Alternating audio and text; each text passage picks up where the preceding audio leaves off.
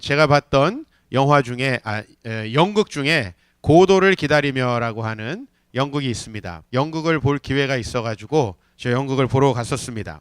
이 고도를 기다리며라고 하는 이 세뮤얼 베켓이라고 하는 아일랜드 작가가 쓴 희곡인데, 여기에는 블라디미르라고 하는 사람하고 에스트라공이라는 이 두 인물이 나옵니다. 이 블라디미르는 항상 미래가 더 나아질 것이다 라는 소망을 가지고 자기의 모든 욕망들을 좀 억제하면서 살아가는 그런 이성주의자이고, 또 이 에스트라공이라는 사람은 그와 반대로 항상 즉흥적이고 감정적이고 늘 자기 욕망에 충실하려고 하는 그런 인물입니다. 이 두 사람의 인물은 참 우스꽝스럽게 나오는데, 한 사람이 이성적이고 한 사람이 감성적이라는 그런 의미에서 우리 중에 어느 한 사람, 우리는 그 중에 한 사람에 속하게 될 것이고, 그리고 그 두 사람은 우리 인간 전체를 대변하는 그런 인물이라고 이렇게 해설을 할 수 있습니다. 근데 이 사람들이 계속해서 누구와 약속을 하고 그 사람을 기다립니다. 그러나 그 사람들이 50년이 지나도록 그 약속한 사람이 오지 않는데, 그 사람의 이름이 뭐냐면 고도예요. 고도. 그래서 이 고도라는 사람을 계속해서 기다리다가 이 사람들이 때로는 지쳐서 자살을 시도합니다. 그런데 우스꽝스럽게도 그 자살에도 성공하지 못해요. 그래서 또 어쩔 수 없이 고도를 기다리는데, 이 고도를 기다리며라고 하는 연극에서 항상 반복적으로 중간중간에 어떤 전령이 와서 이 고도가 오늘 오지 못하고 내일 온다라는 소식을 전합니다. 그리고 결국에는 이 고도가 오지 않습니다. 그리고 이 연극이 끝이 나요. 결국은 이 두 사람이 굉장히 좀 우스꽝스럽게 분장을 하고 있거든요. 이 두 사람이 계속해서 반복하는 대사가 있어요.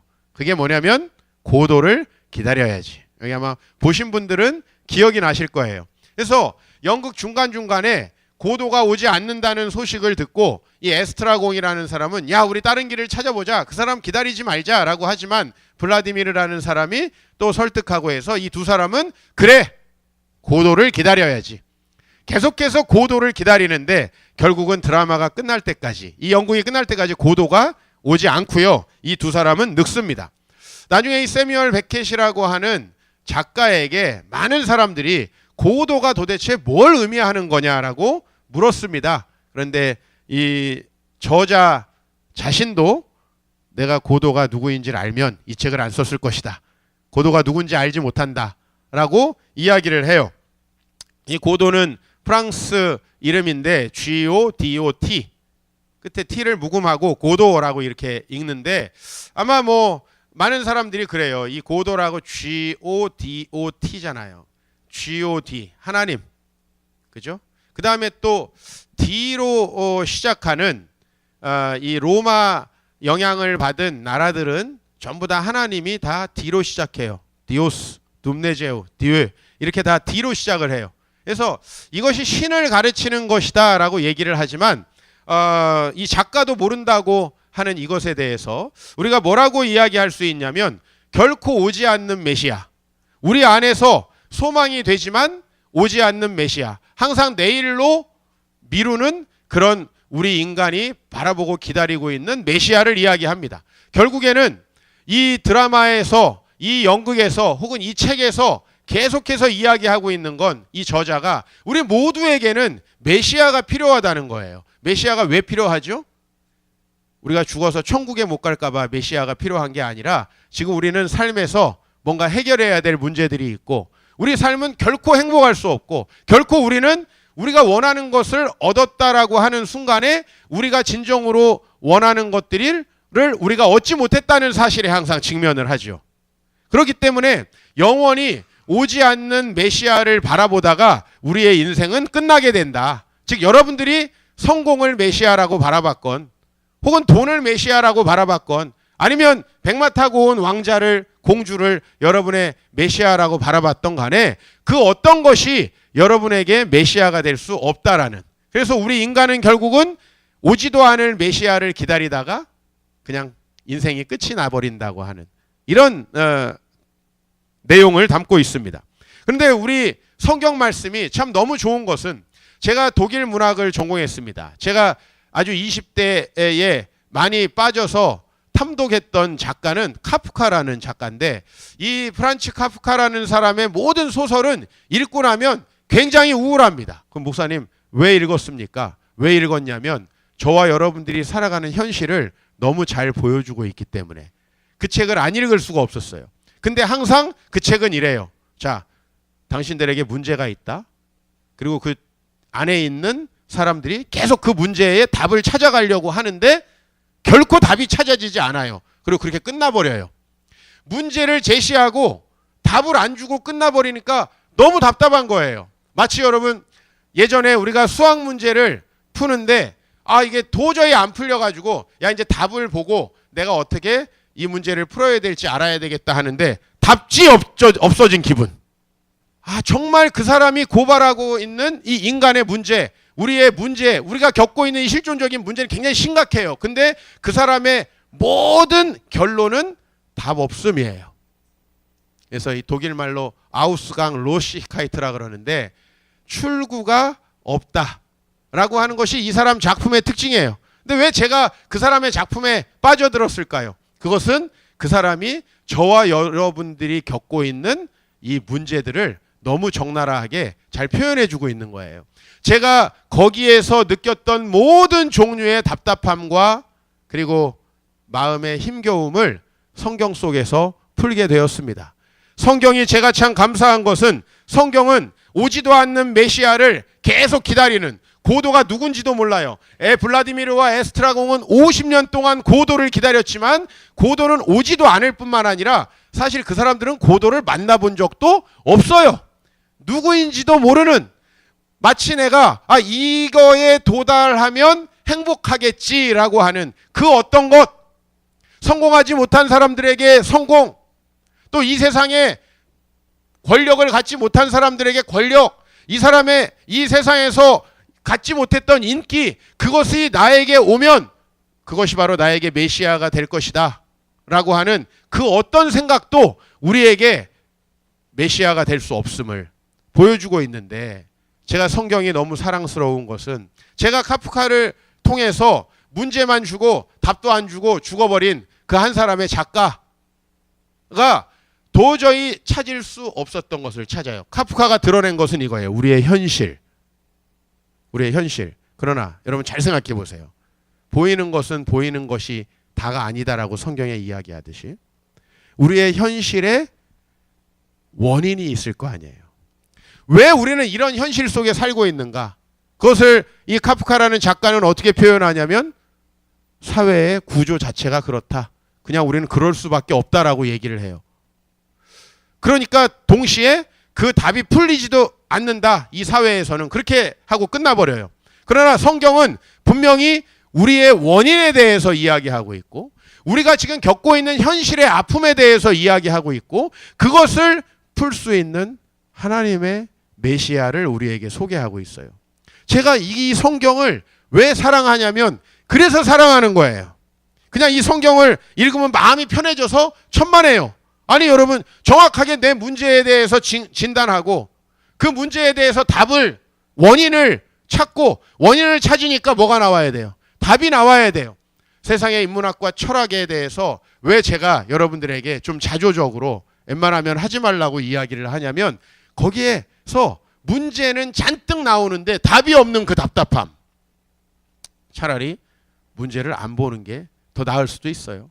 그냥 여러분 TV 나오는 대로 걸그룹 보면서 즐거워하고 스포츠 경기 보러 가가지고 기뻐하고 애들이랑 여행이나 다니세요. 그게 훨씬 더 행복합니다. 문제를 회피하는 거죠. 직면하지 않는 거예요. 그러나 여러분들이 만약에 정말 여러분의 인생을 참답게 살고 싶고 하나님의 답을 찾고 싶다면요, 우리 이 성경에 뿌리박고 이 안에서 답을 찾아야 될 줄로 믿습니다. 우리에게 오신 메시아, 정말 우리의 모든 문제를 근원에서부터 해결할 메시아에 대한 소식이 오늘 마태복음에 이렇게 기록되어 있습니다. 먼저 그분은 성령으로 잉태되셔서 오셨습니다. 자, 이 부분이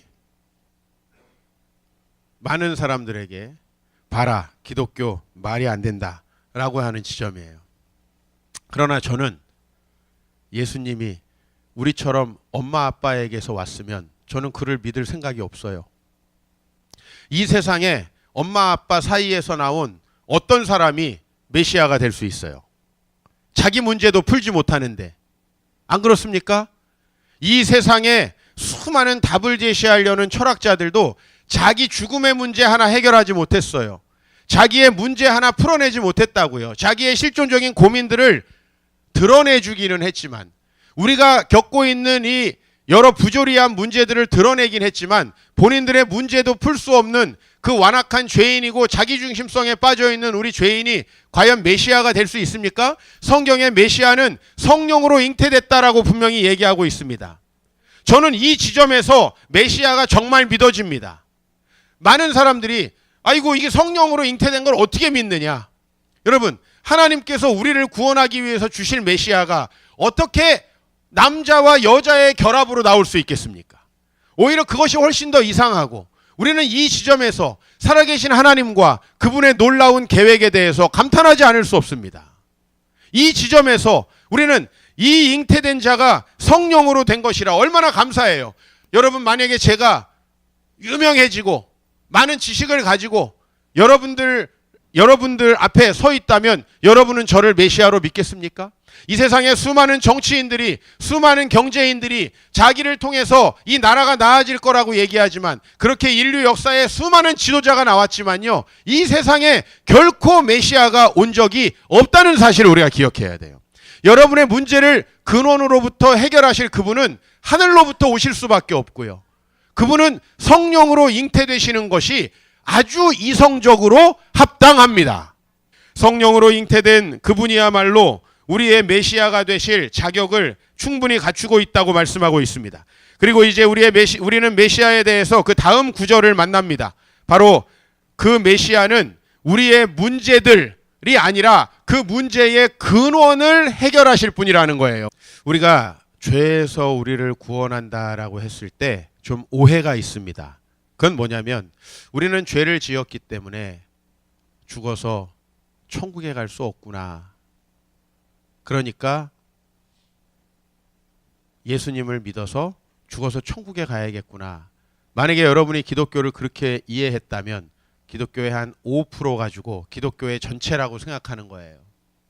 오늘 여기서 죄에서 구원할 자의 힘이라는 게 뭐냐면, 아까 카프카라는 작가가, 혹은 세뮤얼 베켓이라는 작가가 영원히 풀리지 않는 우리의 문제를 제기했는데, 여러분, 그 문제들의 원인이 무엇인지를 밝혀내지 못하고 있어요. 그죠? 근데 오늘 성경은 그 문제의 원인을 얘기하는 거예요. 예수라는 이름은 무슨 의미냐면, 구약 성경에 호세아나 여호수아라는 사람과 비슷한 이름이에요. 예수라는 이름은 구원해낼 자다, 이런 뜻이에요. 이런 의미의 이름이 지저스예요. 예수예요. 구원한다라는 의미를 가지고 있어요. 근데 그 구원은 먼저 우리의 문제의 근원을 정확히 진단해야 되잖아요. 의사 선생님이 정확하게 문제를 진단하지 않고 약을 쓰고 치료해봤자 해결이 되지 않겠죠. 마찬가지예요. 오늘 예수님은 이름이 예수인데 왜 그를 예수라고 하느냐 하면, 따라합시다. 자기 백성을 그들의 죄에서 구원할 자이시기 때문에. 자, 우리 인류는 다 카프카의 작품 통해서, 고도를 기다리며라는 작품을 통해서 기다리듯이 우리의 문제를 해결할 누군가를 찾습니다. 그렇죠? 때로는 우리 착각할 거예요. 내가 좋은 대학에 들어가면, 내가 좋은 직장에 취직하면, 내가 사랑하는 사람을 만나면, 내가 승진하면, 건강하면 메시아가 필요 없을 거라고 생각하죠. 그러나 그렇습니까? 전혀 그렇지 않습니다. 우리 모두는 공통된 문제를 가지고 있는데 그 문제들을 야기시킨 원인이 바로 죄라는 거죠. 우리는 하나님에게 반역해서 우리의 이기심과 욕망 가운데 살았기 때문에 지금 우리는 고도라는 자를 기다리고 있는 거죠. 메시아가 우리에게 필요한 거죠. 그러나 여러분이 어떤 메시아를 상정했다 할지라도 우리의 메시아는 우리에게 메시아 역할을 하지 못하고, 이제 나이가 들수록 우리는 뭘 하려고 그러죠? 따라합시다. 현상 유지를 하려고 하는 거예요. 그게 여러분이 안정이라는 이름으로 갖고 싶어 하는 거예요. 근데 현상 유지가 돼요? 자, 우리에게 반복되는 이 인생의 불확실함에 대해서 우리는 어떻게 대처하면서 현상 유지를 할 수 있죠? 그리고 현상 유지를 해서 서바이브를 한다는 게 과연 우리 영혼을 만족시킵니까? 그게 무슨 의미가 있습니까? 예수님은 정말 좋은 분이에요. 여러분, 예수님 좋은 분이라 그러면 다 양 한 마리 안고 하얀 옷 입고 계신 그런 걸 생각하는데, 그런 낭만적인 그림의 주인공이시기 때문에가 아니라, 여러분이 어디에서 뭘 하든지 여러분을 사랑하시기 때문이 아니라, 그것도 다 주님의 이미지에 포함되지만 그분은 우리의 문제를 근본부터 아시고 그 문제를 근원으로 치료할 수 있다는 거죠. 여러분, 어려운 일이 생기면 그 문제만 해결되면 우리 인생 해결될 것 같지만 그렇지 않잖아요. 여러분, 부모님이 여러분에게 상처를 줬어요. 그러면 여러분은 결혼 안 해서 그냥 부모님이 겪던 그런 문제 나는 안 겪겠다. 여러분, 이런 것들이 해결책이 안 된다는 거예요. 나는 학벌 컴플렉스가 많았는데 학위가 생기면 뭐 학위 많이 하십시오. 가능하다면. 그러나 그것이 여러분을 구원할 거라는 생각은 아마 분명히 오산일 겁니다. 성경이 그렇게 답을 제시하지 않아요. 여러분의 문제는 동서고금을 막론하고 고와 지위를 막론하고 우리의 죄의 문제라는 거예요. 하나님께 순종하지 않고자 하는 우리의 근본적인 성향, 우리가 평생 동안 싸워야 되는 그 근본적인 성향, 일만 열면 나를 두둔하고 거짓말하고 싶어하는 우리의 이 근본적인 성향, 내 것은 조금 더 나눠주고 싶지 않고 다른 사람 걸 빼앗고자 하는 이 탐욕적인 우리의 성향, 그것이 우리를 망가뜨리는 것이지, 공연히 이 세상의 구조가 우리를 망가뜨리고 이 세상의 부조리함 자체가 우리를 망가뜨리는 게 아니고, 우리도 그 부조리함에 일조하고 있고요. 우리의 문제는 죄에서 구원할 그분을 통해서만 해결된다는 거예요. 그분은 우리의 문제만 아시는 게 아니고 문제의 원인을 아세요. 제가 여러분들에게 이렇게 자신 있게 목회할 수 있는 건, 여러분이 이 죄의 문제만 해결되면 여러분들도 분명히 아주 행복한 삶을 살 수 있다는 거예요. 그러나 언제부턴가 내 죄의 문제가 해결되고 내가 하나님 앞에서 새로운 삶을 누리는 이 하나님 나라가 교회에서부터 실종됐어요. 그러니까 교회가 직분이 난무하고 교회가 공로가 난무하는 곳이 됐어요. 여러분, 우리의 목표가 장로 되는 거, 목사 되는 거가 아니잖아요. 우리의 목표가 성경 몇 독 하는 게 아니잖아요. 우린 그것을 훨씬 뛰어넘어서 우리가 하나님을 바라보고 그분을 우리가 체험하고 그분의 나라의 복을 누리는 것이 우리의 목표가 돼야 되잖아요. 근데 그것이 목표로서 사라져 버렸어요. 우리의 목표는 예수가 우리를 구원했다라는 걸 믿고 죽어서 천국 가는 게 목표가 됐어요. 그러니까 이 세상에서 자기 걸 자랑하고 자기 성공한 거 자랑하고 자기 직분을 자랑하는 곳이 교회가 됐단 말이에요. 건물을 자랑하는 곳이 교회가 됐단 말이에요. 그 교회의 결과는 안 봐도 뻔하죠. 메시아를 만나지 못합니다. 그러나 그분은 여러분의 근본적인 문제를 해결합니다. 어떻게 해결합니까? 여기서부터 점점 메시아에 대한 믿음이 확고해집니다. 메시아는 어느 날 갑자기 와서 조금 사람들이 알아주니까 내가 메시아다 이렇게 주장하는 그런 정말 되먹지 못한 하나 인간이 아니에요. 자기를 메시아로 주장하고 자기를 통해서 세상이 바뀔 수 있다고 주장하는 사람들 가까이 하지 마십시오. 거짓말장입니다. 메시아는 그렇게 우리에게 오신 분이 아니고 선지자들을 통해서 이미 아주 풍성한 증거들이 우리에게 제시되었다는 겁니다. 자, 그 메시아에 대한 구약의 수많은 증거 중에 오늘 마태는 이것을 하나 들고 있어요. 이사야 말씀. 보라, 처녀가 잉태하여 아들을 낳을 것이요 그의 이름을 임마누엘이라 하리라. 자, 일단 이걸 딱 읽고 여러분들은 의심이 들어야 돼요. 벌써 예언이 잘못된 거 아니에요? 이름이 뭐예요, 예수님이? 예? 넌센스죠. 예수님의 이름이 뭐냐고 물어봤어요, 제가. 예수님 이름이 뭐예요? 예수잖아요. 이름 뭐라예요, 이게? 이상하네? 이제 깨달았어. 성경을 우리가 제정신으로 읽다 보면은 이상한 부분이 많이 나와요. 그죠? 임마누엘이라냐. 이거 예언이 안 맞잖아요. 자, 이 말씀은 이렇게 된 거예요. 원래 이 말씀은 구약에 예수님보다 700년 정도 전에 사셨던 이사야라고 하는 선지자에게 주어진 하나님의 말씀이에요. 그 당시에 이스라엘의 왕은 아하스라고 하는 왕이었는데 그 왕이 통치할 때 이스라엘이 하나님의 통치를 떠나서 악을 행함으로 나라가 많이 어려워졌습니다. 그래서 하나님이 이사야 선지자에게 이렇게 얘기를 했어요. 야, 너의 아내가 잉태해서 아이를 낳게 될 것이다. 그러면 그 아이를 낳는데 얼마나 시간이 걸리죠? 최소 1년 걸리죠. 그죠? 아이가 갑자기 나오지 않을 거 아니에요. 그 다음 그 아이가 조금 장성할 것이다. 몇 년 걸리겠죠? 그렇죠? 그러기 전에, 즉 너희 아내가 아이를 낳을 것이고 그 아이가 조금 장성하기 전에 하나님께서 분명히 너희 나라를 회복시켜 주실 것이다. 원래 이런 말씀이에요. 아시겠어요? 원래 이사야에서 그런 말씀이고, 그래서 그 이름을 임마누엘이라 한 것은 이름이 아니라 임마누엘이라는 자체가 어떤 뜻이냐 하면 하나님이 우리와 함께 계시다라는 뜻이에요. 즉 지금 아하스 시대의 이스라엘의 문제는 뭐죠? 하나님이 이스라엘과 함께 하지 않는 거예요. 그럼 도대체 왜 하나님이 함께 하시지 않았죠? 자, 여러분 이렇게 한번 제가 비유를 들어볼게요. 여러분이 저의 아내였다고 생각을 합시다. 자, 그런데 우리가 이혼을 했어요. 여러분 다시 저와 함께 한다는 것은 어떤 의미예요? 그냥 밥 먹는다는 의미예요? 아니죠. 어떤 의미죠? 제가 다시 여러분의 남편이 된다, 이런 의미여야 되겠죠. 그게 함께 한다는 뜻이에요. 즉 오늘 여기 하나님이 함께 하신다는 건 무슨 의미냐면, 하나님은 이스라엘의 왕으로서 이스라엘과 함께 하지 않은 게 아니라 이스라엘이 하나님을 버렸어요. 하나님은 왕이신데 왕의 기능이 이스라엘 안에서 살아있지 못해요. 많은 분들이 하나님은 나와 함께 하시지 않는 것 같아요 이러는데, 반대죠. 여러분들이 하나님을 하나님 취급 안 하는 겁니다. 사실 하나님이, 그 영이신 하나님이 어찌 우리를 떠나시고 버릴 수 있습니까?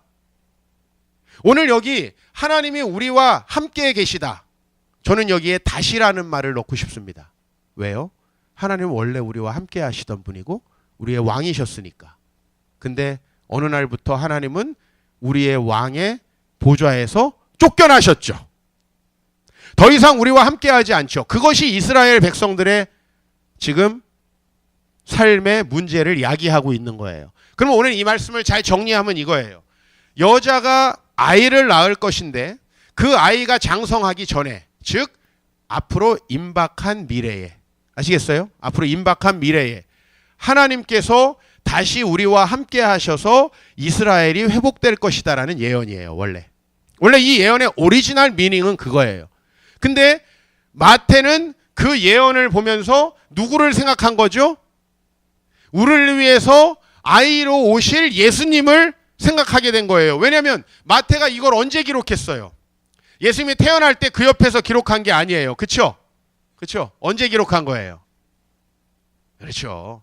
나중에 예수님 부활하시고 승천하셔서 이제 그분의 일을 정리해야겠다라고 생각해서 이걸 기록한 거예요. 그리고 보니까 예수님이 이 세상에 오셔서, 아이로 오셔서 다시 우리가 하나님과 함께 복을 누리게 하실 그 사건과 매우 유사한 사건이 언제 있었다는 거예요? 이사야 선지자에게 있었다는 것입니다.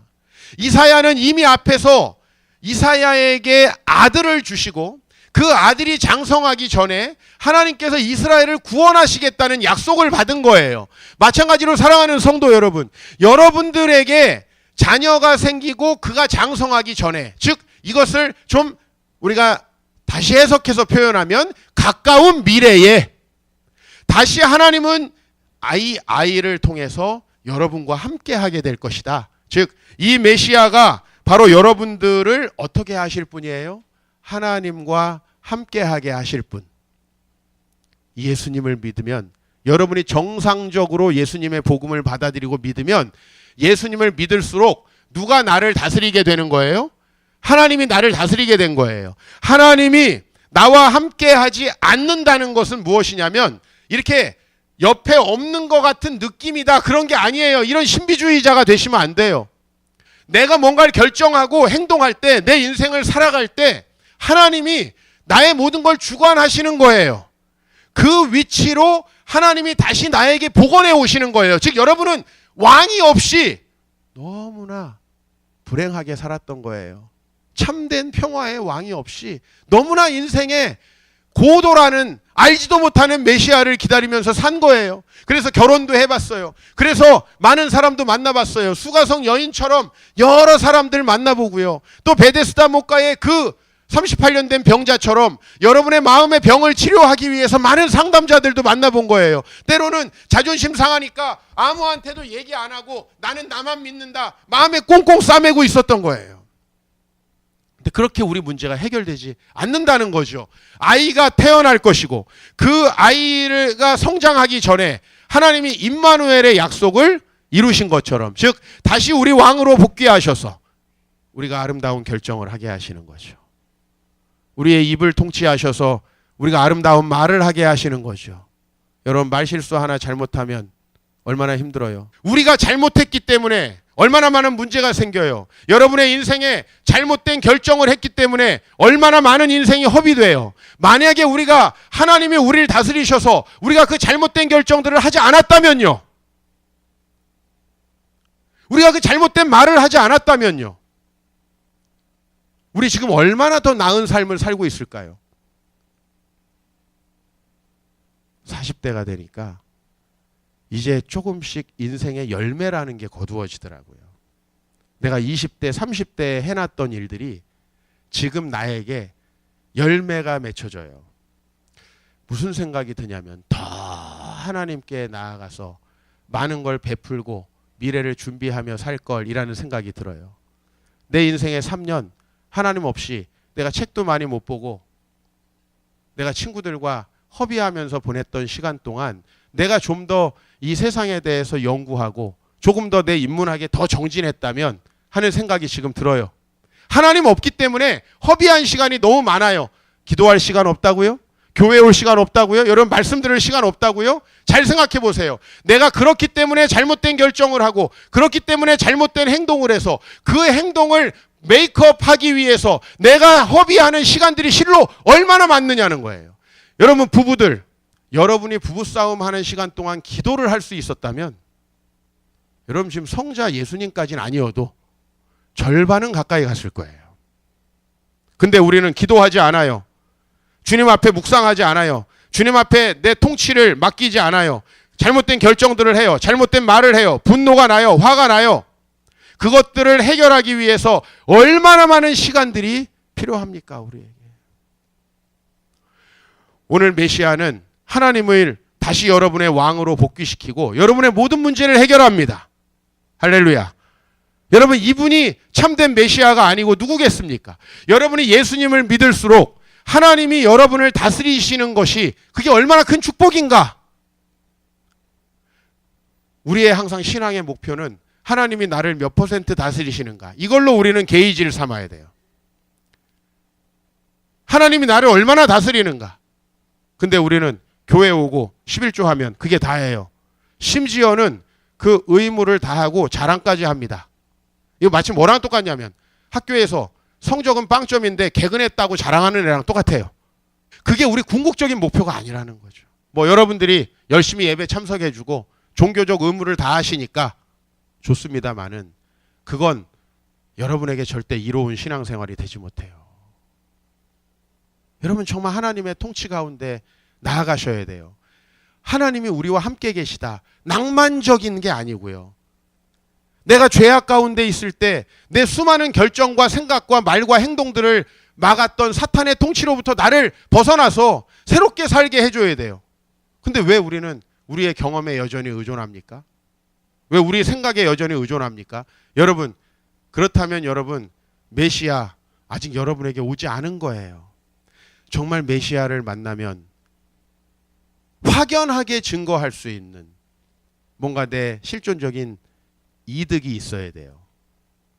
자랑하지 않을 수 없는 우리의 간증이 생긴단 말이에요. 교리적으로 받아들여서는 그 간증이 생기지 않습니다. 그 주님이 얼마나 좋으신 분인지.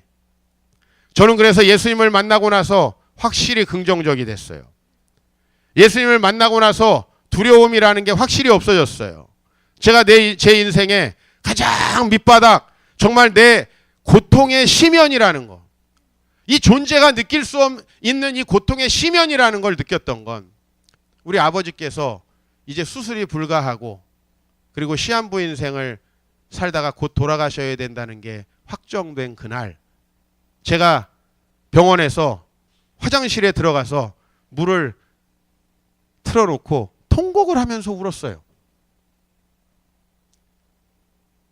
그때처럼 내가 이 인생이라는 게 절망적이고 참 슬픈 거구나 라는 것들이 실감이 된 적이 없었어요. 근데 그 절망적인 나에게 소망을 불어주신 분이 바로 이 메시아 예수님이에요. 그분이 우리 아버지를 위로하실 것이고 이 세상에서 도저히 누릴 수 없는 놀라운 복으로 영원히 함께 할 것이라고 하는 사실. 그 사실이 저의 모든 문제를 해결해 주더라고요. 마찬가지예요. 지금 여러분 여기에서 많은 실존적인 어려움이 있죠, 사실. 소그룹을 하면서도 감추죠. 왜? 그걸 얘기하는 순간 다른 사람이 날 비난할까 봐. 천만의 말씀이에요. 우리의 문제들이 고백되는 순간 우리는 다른 사람들과 이제 최초로 다시 에덴 동산으로 돌아가서 공감할 수 있게 됩니다. 하나 될 수 있게 됩니다. 진정한 관계가 됩니다. 그 예수 그리스도를 만나서 여러분의 문제가 하나씩 두 개씩 근본적으로 치유되는 것들을 경험하면 여러분 사도 바울이 왜 이 모든 것이 배설물이라고 했는지가 경험될 것입니다. 사도 바울 여러분보다 똑똑한 분이에요. 맞죠? 예? 여기 똑똑하신 분들 많죠? 사도 바울 여러분보다 무지 똑똑한 사람이에요. 인정? 인정? 1세기에 신약의 절반을 썼어요. 그가 쓴 이 신약 성경이 얼마나 놀랍냐면 그 당시에 모든 당대의 철학과 구약 성경을 완벽하게 꿰고 있어요. 근데 그 위대한 사람이 자기가 이전에 자랑하던 모든 것을 배설물로 여겼대요. 왜냐하면 본인이 예수 그리스도를 만나고 변화된 자기의 모든 것들을 보니까 내 학벌이, 내 지식이, 내 돈이, 여러분 사도 바울이 로마 시민권자 아니에요? 그죠? 사도 바울이 당대의 최고의 지성인 아니에요? 젊었을 때 스데반을 죽일 때 사도 바울의 의사가 너무 중요했어요. 이건 뭐냐면 청년 국회의원쯤은 이미 돼 있는 거예요. 그 당시에 유대인 사회에서 최고의 권위를 가졌던 사람이라고요. 근데 이 사람이 예수님을 만나고 그게 얼마나 좋으면 배설물이라고 하겠어요. 소그룹에서 여전히 남편 자랑하고 자식 자랑하고 자기 직장 자랑하는 사람들, 예수 못 만난 사람들이에요. 예수를 만나면 그거가 먼저 나오지 않습니다. 자기를 드러낼 때 뭐 내가 어딜 나와서 무슨 뭘 했고 이런 거 얘기 늘어놓는 사람들 아직 예수님 체험 못한 사람이에요. 왜? 예수님을 체험하면 그게 너무 위대해가지고 다른 게 별로 안 보여요. 여러분 어렸을 때 엄마 아빠가 정말 좋은 옷을 한 벌 새로 사주면 어때요? 옛날 옷 못 입습니다. 왜 이렇게 거지 같죠? 오늘까지 입고 있었는데 왜 이렇게 거지 같죠? 여러분 예수님 만나서 그분 얘기를 하다 보면 이제 깔때기 이론이에요. 밤에 만나가지고 얘기하다가 맨날 여자 얘기하고 남자 얘기하고 우리 여자분들 자식 얘기하죠. 예수 진짜 만나면 그 얘기 안 하게 됩니다. 왜? 그 자식을 변화시킬 예수님이 있는데, 내 인생을 변화시킬 예수님이 있는데 내 인생 커리어를 자랑해요? 난 여러분을 질책하는 게 아니고요. 이게 너무 당연한 것이기 때문에 기대하라는 말씀을 드리고 싶습니다. 기대하십시오. 그래서 우리는 오늘 로마서 12장 2절 말씀, 저는 우리 성도님들이 어떤 문제가 있더라도 즐거워하시길 소망합니다. 제가 몇 년 전에 몽골에 갔을 때, 제가 이번 주에도 또 몽골에 가지만 한겨울에 좀 오래된 이야기예요. 한겨울에 몽골을 갔어요. 여러분 일단은 외국인들, 특히 여기 제3세계 외국인들은 한국에서 사람들이 오면 되게 부자인 줄 압니다. 되게 부자인 줄 알아요. 그렇게 비행기를 타고 막 여기 이렇게 왔다 갔다 와가지고 막 돈도 막 주고. 근데 제가 같이 갔던 멤버들이 얼마나 가난한지 한번 이야기를 했어요. 설교 시간에. 그 중에 2명은 저에게 돈을 빌려서 갔습니다. 비행기 값이 없어가지고 내 카드로 한 사람 12개월 할부하고 한 사람은 반만 내고 반은 갔다 와서 준다 그러고 왔어요. 아무도 집을 소유한 사람 없었어요. 그때 멤버가 하필 뭐 다르게 구성을 해도 크게 다르지 않지만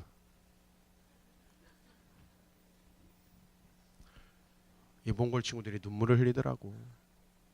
나는 한국에서 와서 되게 부자들인 줄 알았다는 거예요. 그 다음에 우리 교회가 어디 있어요? 명실상부하게. 되게 부자인 줄 알았다는 거예요. 여러분 우리가요 형편이 좋아서 즐겁습니까? 그럼 반대로 미쳐서 즐겁습니까? 아닙니다. 우리 그리스도인은 소망 중에 즐거워하는 거예요. 여러분이 어떤 상황 중에 있어도 결국 우리의 결말은 해피엔딩일 것이기 때문에 여러분 영화 내용을 알고 보시면 중간에 그렇게 슬퍼하시지 않아도 되잖아요. 그죠? 어차피 그 영화 끝에는 주인공 안 죽어요. 어차피 그 영화의 끝에 둘이 사랑하게 된다고. 좀 헤어지고 슬프고 아픈 것 같아도 왜 거기에 우리 몰입해가지고 슬퍼하죠? 여러분의 인생의 중간에 순간순간에 슬퍼하고 즐거워할 수 없다면 그건 여러분의 상황 때문이 아니라 그거를 근본적으로 해결하실 수 있는 주님이 여러분 안에 계시다는 사실을 여러분 확신하지 못하기 때문에 그래요. 메시아는 우리 모든 문제를 해결합니다. 마가복음 9장 23절에 예수께서 그 나면서부터 말 못하고 고통당하는 아이를 고치시고 이렇게 말씀하세요. 무슨 말이냐? 믿는 자에게는 능히 하지 못할 일이 없느니라.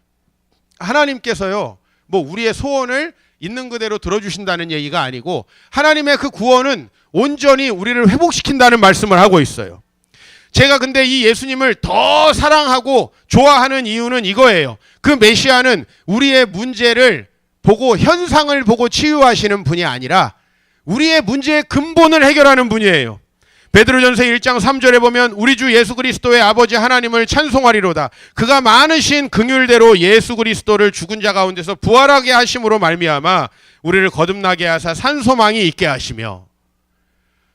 그분이 죽고 부활하신 게 도대체 나를 어떻게 했다는 거냐, 이걸 잘 모르시는 분들은 저하고 성경 공부 더 하시면 좋겠어요. 그러나 그걸 아는데도 잘 다가오지 않으면 여러분 우리 정말 더 기도했으면 좋겠어요. 그분이 죽은 자 가운데서 다시 부활하셔서 우리를 산소망이 있게 하잖아요.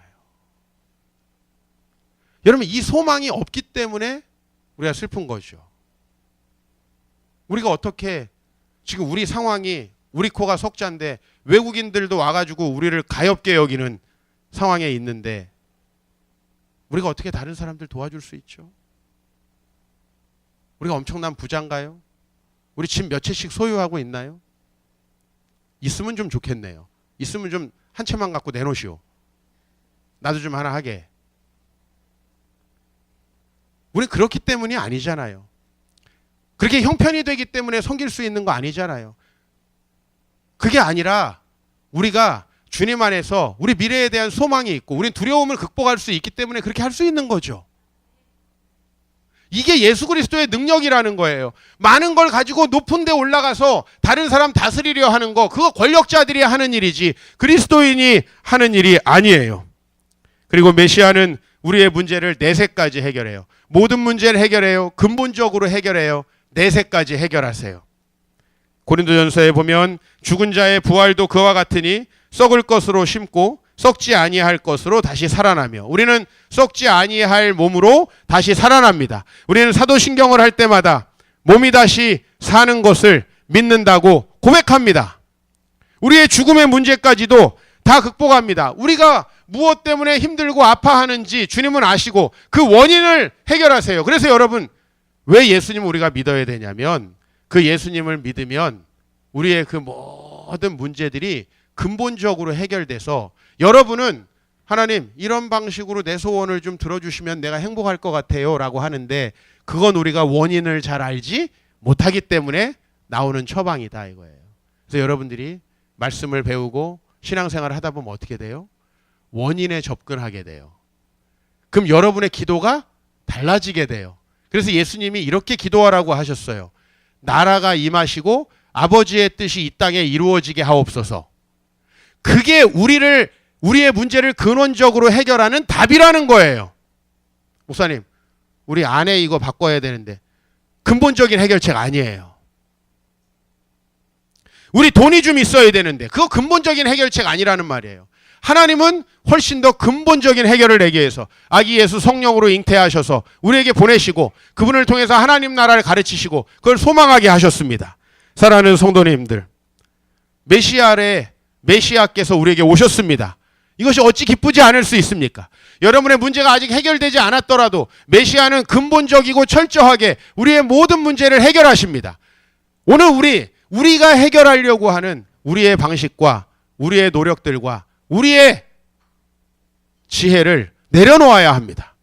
그리고 메시아께서 날 다스리셔서 하나님이 그분의 방식대로 우리의 문제를 해결하실 것을 믿으시길 바랍니다.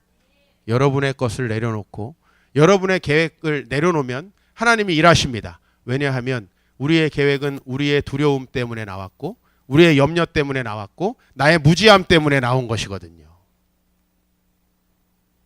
그렇기 때문에 그걸 내려놔야 하나님께서 하나님의 방식으로 우리를 만져가실 수 있는 거예요. 우리 교회를 보세요. 저는 올해가 시작될 때 우리 교회 2층을 얻어서 리모델링을 하게 될 거라는 거 꿈에도 생각하지 못했어요. 저는 언젠가부턴가 그냥 바보가 됐어요. 계획을 안 합니다. 왜냐하면 하루하루 주님 앞에 순종하며 살다 보면 하나님께서 하나님의 방식으로 신기한 일들을 이루어 가세요. 올해 우리 교회에서 킹덤 처치 연구소라고 한국 교회를 섬길 기관을 하나 만들었어요. 올 여름까지도 저는 생각하지도 못했던 일이에요. 그리고 그 일을 위해서 이제 일할 수 있는 사역자도 주셨어요.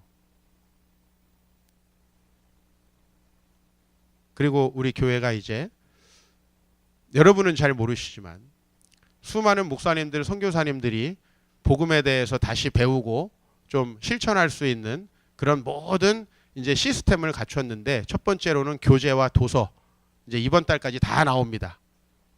그리고 이제 저의 강의를 어디서든 들을 수 있게 온라인 강좌도 다 만들어졌습니다. 사실 저는 올해 초에 계획한 거 하나도 없어요. 그냥 아플 때 빼놓고 열심히 살았어요. 우리 계획을 꼭 고수해야 되는 게 아니에요. 여러분의 경제 계획, 여러분의 무슨 가정 계획, 우리가 이렇게 되고, 여러분 그거 버리시지 않으면 제 설교가 안 들립니다. 설교를 듣는다고 들리는 게 아니거든요. 저는 다른 분들 강의를 듣는 걸 되게 좋아하는데요. 두 번째, 세 번째 들을 때 많이 놀래요. 왜 첫 번째 들었을 때 이거가 전혀 안 들렸지? 분명히 이 말씀을 하고 계시는데 왜 나는 이걸 전혀 못 들었지? 하는 게 많아요. 왜? 내가 가지고 있는 프레임으로 못 듣는 거예요. 내 부족함으로 못 듣는 거예요. 여러분이 여러분의 계획으로 가득 차 있으면 성령의 음성이 들리지 않습니다. 그렇게 여러분이 결정하고 여러분이 행동하셔서 혹시 2017년까지의 나의 인생, 내가 계획한 것은 실패하고 주님이 나에게 주신 계획들이 흥하는구나 라고 여러분이 생각하신다면 앞으로 메시아 때문에 기뻐하시기 바랍니다. 주님께서 여러분에게 새해를 이루어 주실 것이라 믿습니다.